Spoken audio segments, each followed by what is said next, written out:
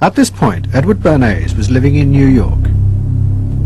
In the 1920s, he had invented the profession of public relations and was now one of the most powerful PR men in America. He worked for most of the major corporations and advised politicians, including President Eisenhower. Like his uncle Sigmund, Bernays was convinced that human beings were driven by irrational forces. The only way to deal with the public was to connect with their unconscious desires and fears.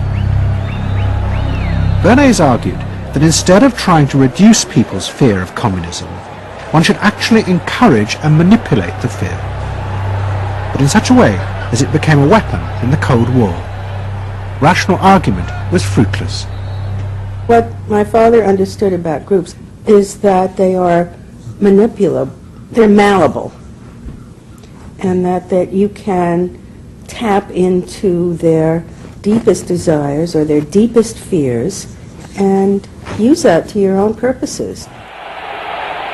I don't think he felt that all those publics out there had reliable judgment, that they very easily might vote for the wrong man or want the wrong thing, so that they had to be guided from above. One of Bernays' main clients was the giant United Fruit Company. They owned vast banana plantations in Guatemala in Central America.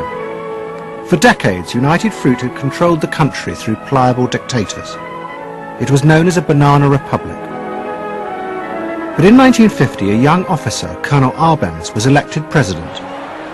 He promised to remove United Fruit's control over the country. And in 1953, he announced the government would take over much of their land. It was a massively popular move, but a disaster for United Fruit, and they turned to Bernays to help get rid of Arbenz. United Fruit brings in Bernays, and he basically understood that what United Fruit Company had to do was change this from being a popularly elected government that was doing some things that were good for the people there into this being very close to the American shore, a threat to American democracy, that it being at a time in the Cold War when Americans responded to issues of the Red Scare and what communism might do, he was trying to transform this, and brilliantly did transform it into an issue of a communist threat very close to our shores, taking United Fruit again as a commercial client out of the picture and making it look like a question of American democracy, American values being threatened. In reality, Arbenz was a democratic socialist with no links to Moscow. But Bernays set out to turn him into a communist threat to America. He organized a trip to Guatemala for influential American journalists. Few of them knew anything about the country or its politics. Bernays arranged for them to be entertained and to meet selected Guatemalan politicians who told them that Arbenz was a communist controlled by Moscow. During the trip, there was also a violent anti-American demonstration in the capital. Many of those who worked for United Fruit were convinced it had been organized by Bernays himself. He also created a fake independent news agency in America called the Middle American Information Bureau. It bombarded the American media with press releases saying that Moscow was planning to use Guatemala as a beachhead to attack America. All of this had the desired effect. In Guatemala, the Jacob Arbenz regime became increasingly communistic after its inauguration in 1951. Communists in the Congress and high governmental positions controlled major committees, labor and farm groups, and propaganda facilities. They agitated and led in demonstrations against neighboring countries and the United States. What was profoundly new in terms of what Bernays did is he took this menace to our backyard in Guatemala. For the first time, we saw Reds a couple hundred miles from New Orleans who Eddie Bernays had us believing were a true threat to us, that it was going to be a Soviet outpost in our backyard. But what Bernays was doing was not just trying to blacken the Arbenz regime. He was part of a secret plot. President Eisenhower had agreed that America should topple the Arbenz government, but secretly. The CIA were instructed to organize a coup. Working with the United Fruit Company, the CIA trained and armed a rebel army and found a new leader for the country called Colonel Arbenz. The CIA agent in charge was Howard Hunt, later one of the Watergate burglars.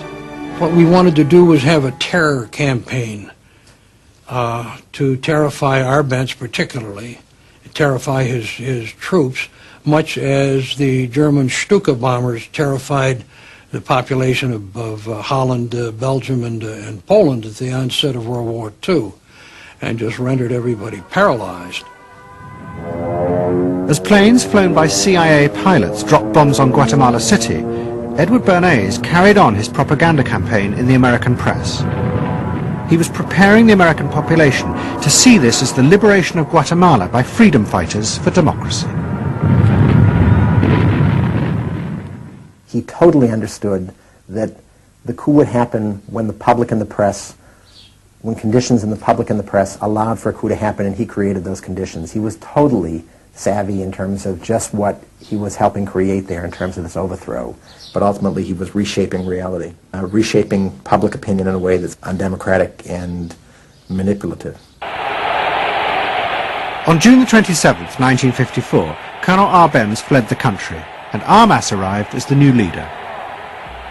Within months, Vice President Nixon visited Guatemala. In an event staged by United Fruit's PR department, he was shown piles of Marxist literature that had been found, it was said, in the presidential palace. This is the first time in the history of the world that the communist government has been overthrown by the people. And for that we congratulate you and the people of Guatemala for the support they have given. And we are sure that under your leadership, supported by the people whom I have met by the hundreds on my visit to Guatemala, that Guatemala is going to enter a new era in which there will be prosperity for the people together with liberty for the people. Thank you very much for allowing us to see this exhibit of communism in Guatemala. You're welcome. And for dinner, see what Mother has for dessert. Banana gingerbread shortcake. Just another of the many tempting ways in which this nutritious fruit can be prepared. So now that you've seen where bananas come from before they reach your table, our journey to Banana Land is ended. We hope you enjoyed the trip. We know you like bananas. Bernays had manipulated the American people, but he had done so because he, like many others at the time, believed that the interests of business and the interests of America were indivisible, especially when faced with the threat of communism. But Bernays was convinced that to explain this rationally to the American people was impossible, because they were not rational. Instead, one had to touch on their inner fears and manipulate them in the interests of a higher truth. He called it the engineering of consent.